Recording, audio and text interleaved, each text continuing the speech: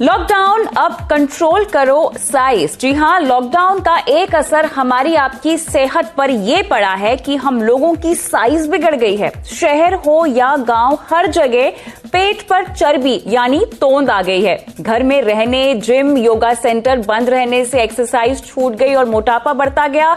बच्चे, बड़े, महिलाएं, सबका एक जैसा हाल है। साइज और शेप का बिगड़ना सिर्फ लुक की परेशानी नहीं है, ये कई बीमारियां भी जो है इसकी जड़ है।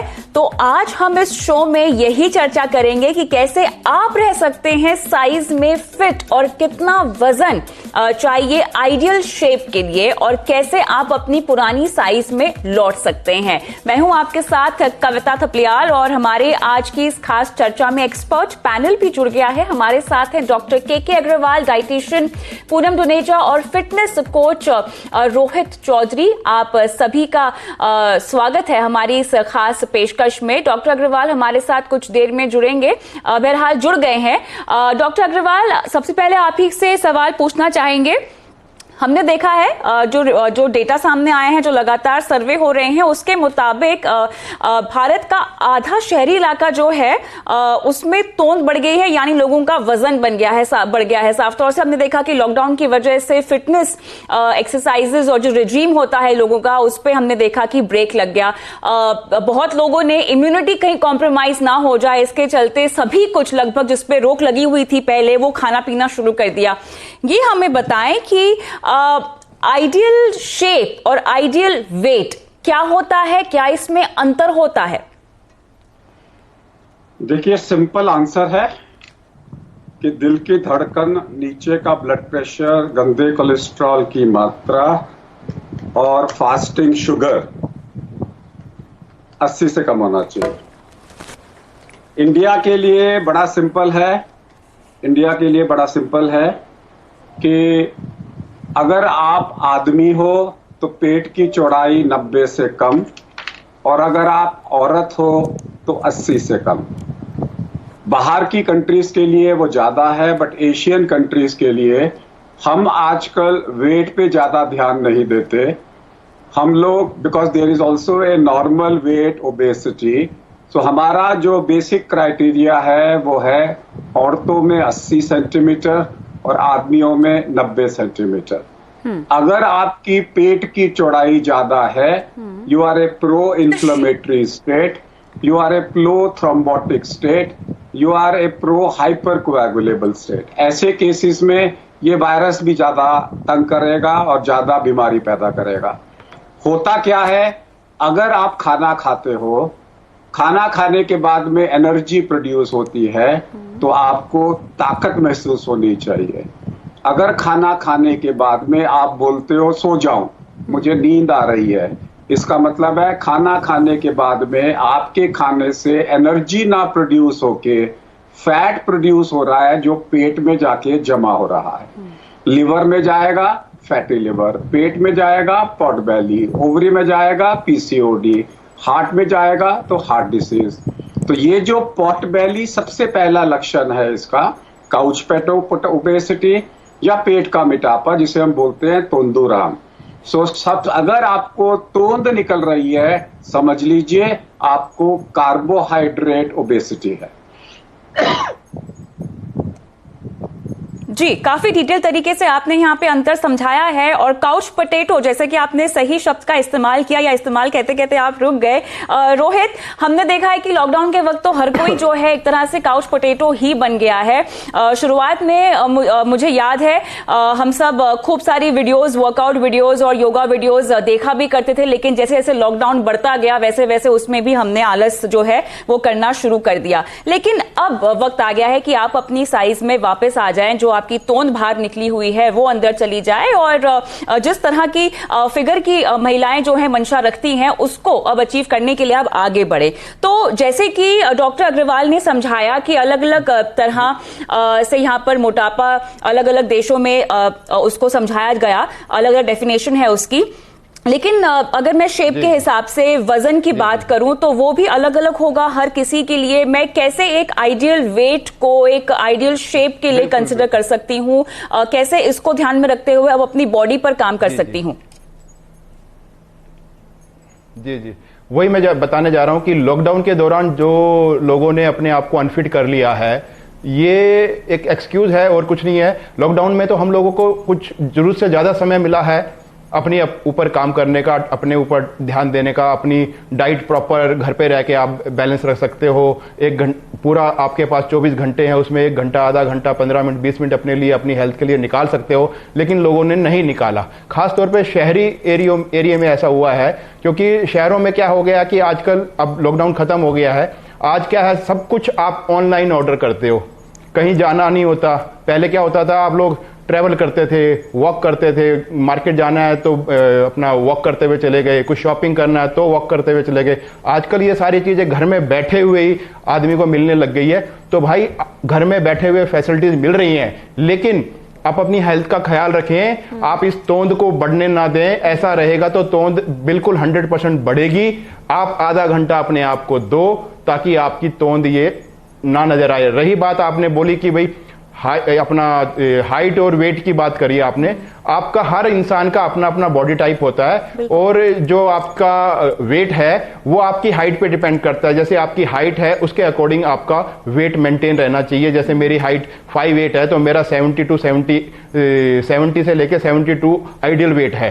तो ऐसे ही हर कैटेगरी में वेट और आपकी हाइट के हिसाब से ही आपका बॉडी वेट होना चाहिए। प्लस एज भी मैटर करती है। वैसे तो फिट रहने के लिए एज जस्ट ए नंबर, इसमें किसी भी एक्सरसाइज करने के लिए, अपने आप को फिट रखने के लिए इसकी कोई एज नहीं होती। आप किसी भी उम्र में अपने आप को फिट रख सकते हैं, अपनी एक्सरसाइज कर सकते हैं। इसके लिए सिर्फ आप 15 से 20 मिनट का ही टाइम काफी है। इसके लिए कोई बहुत बड़े आपको इक्विपमेंट की जरूरत नहीं है। अगर आपको अपनी तोंद अंदर रखनी है, अपने आप को फिट रखना है, तोंद कितनी अंदर रखनी है, आपके चेस्ट से बाहर नहीं आनी चाहिए। आपकी पर्सनैलिटी तभी खराब दिखती है, चाहे वो महिला हो या मेल हो या फीमेल हो। अगर आपका तोंद आपका चेस्ट से बाहर दिखाई देगा तो आप अनफिट दिखाई दोगे, आप खूबसूरत नहीं दिखाई दोगे, आप हैंडसम नहीं दिखाई दोगे। तो हर इंसान आज के दौर में खूबसूरत और हैंडसम दिखाई देना चाहता है। उसके लिए प्रतिदिन आप एक्सरसाइज करें, चाहे योगा के माध्यम से करें, चाहे आप घर में ही अपना कुछ नहीं करें, आप उठक बैठक कर सकते हो, आप पुशअप कर सकते हो, आप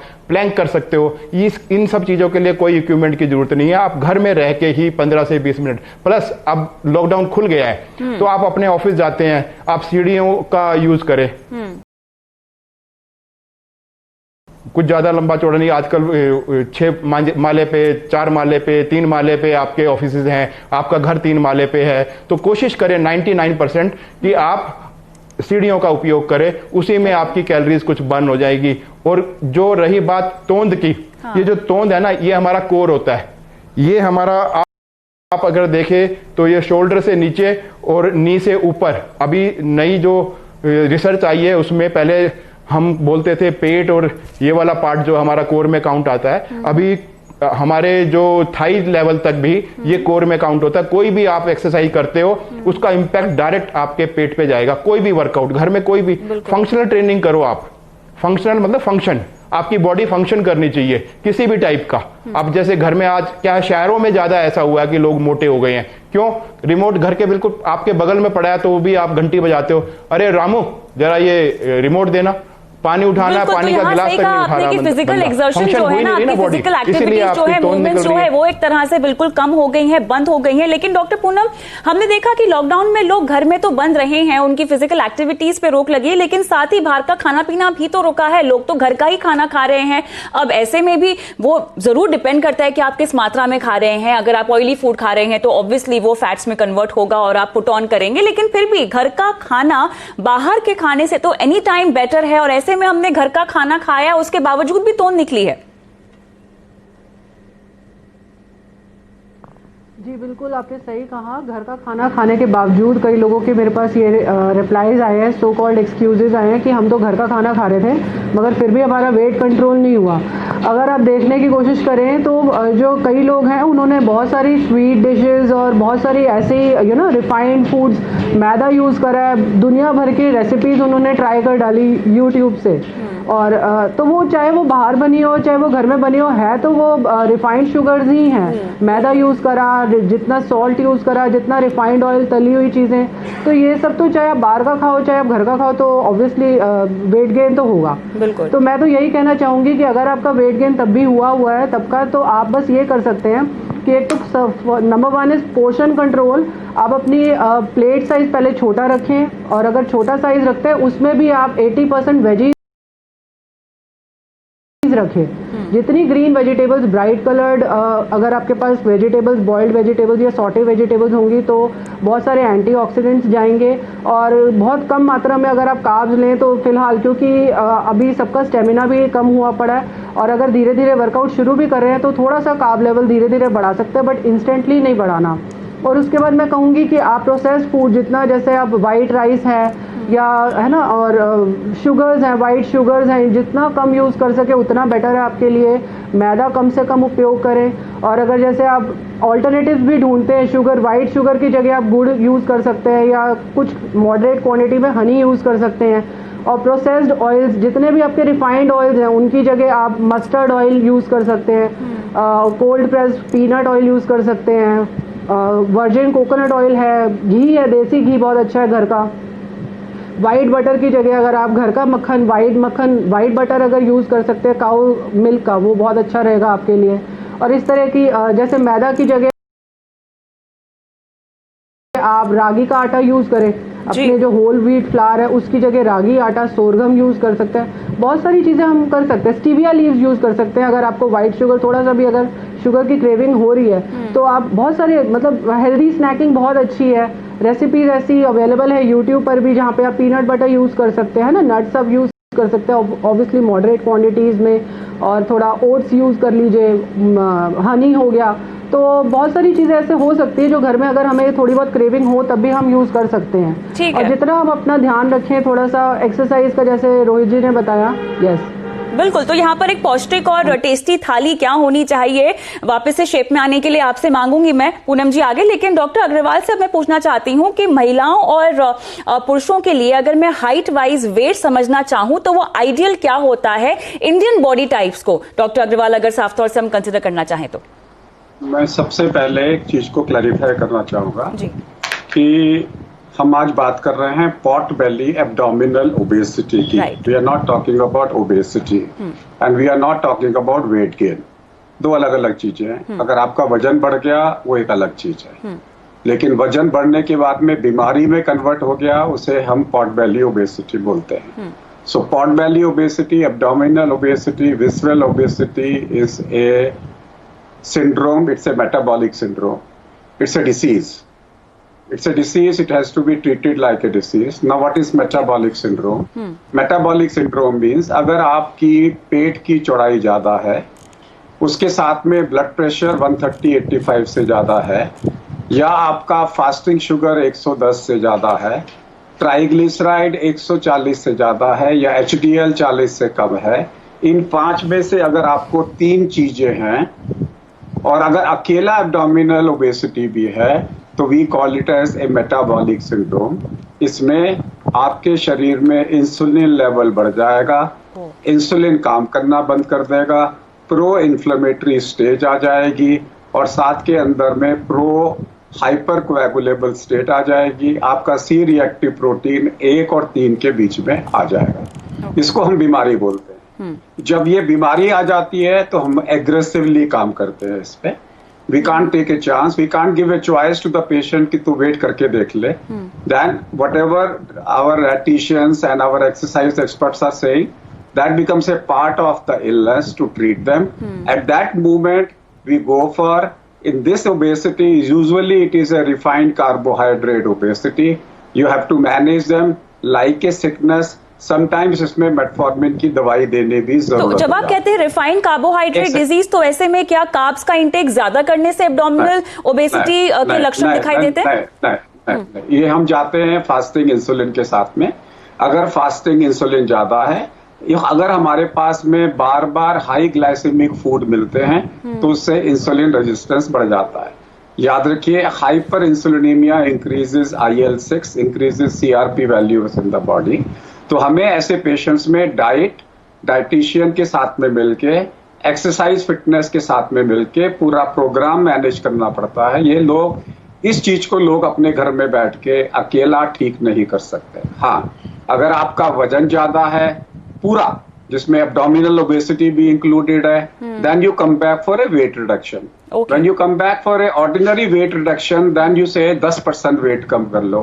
उसके अंदर में आपके पास फ्लेक्सिबिलिटी होती है, but abdominal obesity is a disease, इसमें आपके पास फ्लेक्सिबिलिटी नहीं है। The doctor, the cardiologist, the dietitian and the weight specialist will have to work together so that it has to be managed very aggressively to prevent, क्योंकि metabolic syndrome की stage पे ये preventable है। Right. अगर ये diabetes में convert हो गया, ब्लड प्रेशर में कन्वर्ट हो गया, तो इट इज टू लॉन्ग। याद रखिए, even normal weight can have abdominal obesity. इसलिए आज की डेट में हमने बीएमआई वेट देखना बंद कर दिया है। There is no point, weight reduction comes in obesity but not in abdominal obesity. You may be 50 kg 60 kg normal weight, but आपकी तोंद निकली हुई होती है। सो तोंद निकलना has to be assessed, has to be treated medically. When it comes to simple obesity, yes, which can be multiple reasons, वहां पे वेट रिडक्शन प्रोटोकॉल्स आएंगे। यहाँ पे डिसीज रिडक्शन प्रोटोकॉल आएगा along with weight reduction possible, because सिर्फ इसमें wait कम करने से बात नहीं करेगा। आपको अगर आप उसके वेट को, अगर आप उसके फैट को मोबिलाइज कर दें कि पेट से निकाल के कहीं और डाल दें, तो उसके मेटाबॉलिक पैरामीटर्स ठीक नहीं होंगे। So it is not a fitness, fitness is for obesity. When it comes to abdominal obesity, it's a disease where all the three people will have to work together. Alright, तो abdominal obesity के लिए क्या exercises होनी चाहिए? और दवाइयां तो खैर डॉक्टर साहब ने कहा है कि आपको लेनी पड़ेंगी, लेकिन एक्सरसाइजेस और सही डाइट, ये जो सारे आप दिखा रहे हैं यहाँ पे, ये सारे ओबेस हैं, ये एब्डोमिनल ओबेसिटी वाले नहीं है। बिल्कुल, क्योंकि जब आपका बीएमआई 35 से ज्यादा होगा तो सबकी एब्डोमिनल ओबेसिटी आएगी। लेकिन ये लोग पूरे ओबेस हैं। ये लोग, हम इनको मेटाबॉलिक सिंड्रोम में उस वालों को नहीं बोलेंगे जहां पे मेटाबॉलिक सिंड्रोम आएगा। बिल्कुल, तो यहाँ पर हम फोकस करेंगे एब्डोमिनल ओबेसिटी पर। एक्सरसाइजेस क्या क्या आपको जो है वो लागू करनी चाहिए अपने रजीम में, और साथ ही किस तरह की डाइट पर आपको फोकस करना चाहिए। जहां तक दवाइयों की बात है, डॉक्टर की कंसल्टेशन के लिए आपको कब जाना चाहिए, क्या क्या लक्षण है इसके, इन सब पर विस्तार से बात करेंगे छोटे से ब्रेक के बाद।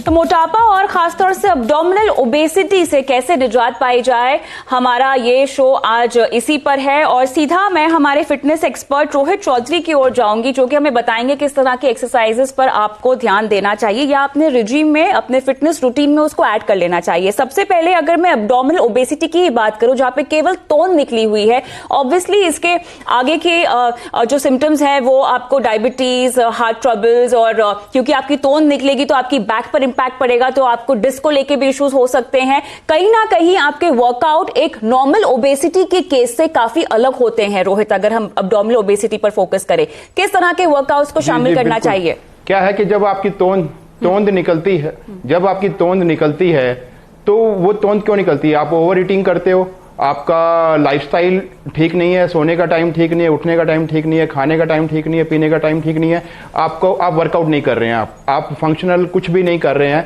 तभी आपकी वो तोंद निकली है।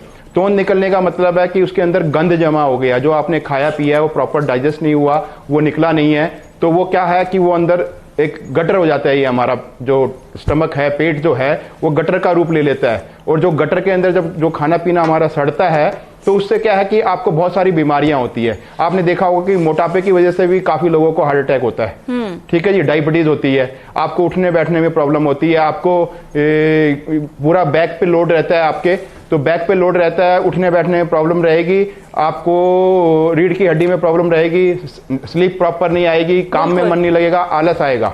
तो इसीलिए मोटापा सबसे खतरनाक बीमारी है, जो कि बहुत सारी बीमारियों को इनवाइट करता है, जिसमें डायबिटीज है, शुगर है, ये सारी चीजें आपको इसके पूरे चांसेस हैं। उसके लिए आपको रेगुलर 15 से 20 मिनट, आधा घंटा, 1 घंटा, जैसा आपके पास समय है, एक्सरसाइज जरूर करनी है। अब वो किस टाइप की एक्सरसाइज करनी है वो मैं आपको एक्सप्लेन करना चाहूंगा। कि जैसे कि आप चाहते हैं कि आप हेल्थ क्लब नहीं जाना चाहते, टाइम नहीं है आपके पास, जिम नहीं है, तो आप अपने घर में ही एक कोना पकड़ ले, वहां पे आप सिंपल घर पे खड़े खड़े ही वॉक करें, जॉग कर सकते हैं, जॉग करें, ओके, पुशअप कर सकता है कोई भी इंसान, सबको पता है कैसे पुशअप करनी है, सिटअप कर सकता है, उठक बैठक कर सकता है। तो लाइट कार्डियो एक्सरसाइजेस जो है आप रेकमेंड करेंगे। साफ तौर से दवाइयों के साथ साथ न्यूट्रिशन भी बहुत जरूरी है। तो डॉक्टर पूनम, अब्डोमिनल ओबेसिटी पर फोकस करें तो किस तरह का खान पान जो है, क्योंकि यहाँ पर मेटाबॉलिक साइज बड़ा है, हमें वो सब बातें भी ध्यान में रखनी है, क्या क्या इंक्लूड करें अपनी थाली में? जी, मेटाबॉलिक सिंड्रोम और एब्डोमिनल ओबेसिटी जो बेसिक कारण है, इसका हार्मोनल इम्बैलेंसेस होते हैं। अब आप देखिए, जैसे कि आजकल हमारी लाइफ फुल ऑफ स्ट्रेस है, लोगों का खाने का टाइम नहीं है, लोगों की मीटिंग आवर्स बहुत लंबे हैं, खाने का टाइम नहीं है, या स्ट्रेस इतना ज़्यादा है, या स्लीप टाइम नहीं है, और अगर कई लोग रात को देर देर तक जागते हैं तो उनमें हार्मोनल इम्बैलेंसेस बहुत हो जाते हैं। तो जैसे कि कई बार हमारा थायराइड बहुत ओवरवर्क कर रहा होता है, ओवरवर्क करने की वजह से थायराइड हार्मोन्स पूरी तरह से या तो प्रोड्यूस नहीं हो पा रहे, तो जिसको हम हाइपोथायरॉयडिज्म कहते हैं, या बहुत ज़्यादा हो रहे हैं तो हाइपरथायरॉयडिज्म है। तो हाइपोथायरॉयडिज्म जैसे है अगर केस, तो उसमें भी हमारी डाइट से बहुत ज़्यादा रिलेटेड चीज़ें होती हैं। अगर हमारी डाइट में वो माइक्रोन्यूट्रिएंट्स नहीं है जिसकी वजह से थायराइड हार्मोन्स बनते हैं, तो डेफिनेटली हमारा एब्डोमिनल ओबेसिटी का रूप लेती है, वेट गेन होता है। और इसी तरीके से जैसे एड्रीनल फैटीग भी होता है, बहुत ज्यादा स्ट्रेस लेने से, बहुत कैफीन लेने से एड्रीनल फैटीग हो जाता है। और इसके अलावा मैं अगर बात करूं तो गर्ल्स में पीरियड्स की प्रॉब्लम्स, जिसको पीसीओएस, पीसीओडी वगैरह कहते हैं, पॉलीसिस्टिक ओवरी सिंड्रोम, तो यहाँ पर हार्मोनल चेंजेस भी इम्पैक्ट करते हैं इस तरह के सिंड्रोम को। तो देखिए, साइज डज मैटर, इसीलिए बहुत जरूरी है कि आप पहले तो चेकअप करवाएं। अगर आपको लगता है कि अब्डोमिनल ओबेसिटी या जनरल ओबेसिटी के आपको सिम्टम्स है, उसी के बाद आप डॉक्टर के पास जाएं, न्यूट्रिशनिस्ट के पास जाएं और एक फिटनेस रिजीम को अपनाएं, ताकि किसी भी तरह की ओबेसिटी हो आप उससे निजात पा सके। लॉकडाउन के बाद आपकी तोंद भी अंदर जाए और आप शेप में भी आए, ये आपका उद्देश्य रहना चाहिए। बहुत बहुत शुक्रिया आप सभी का इस खास पेशकश में शामिल होने के लिए। नमस्कार।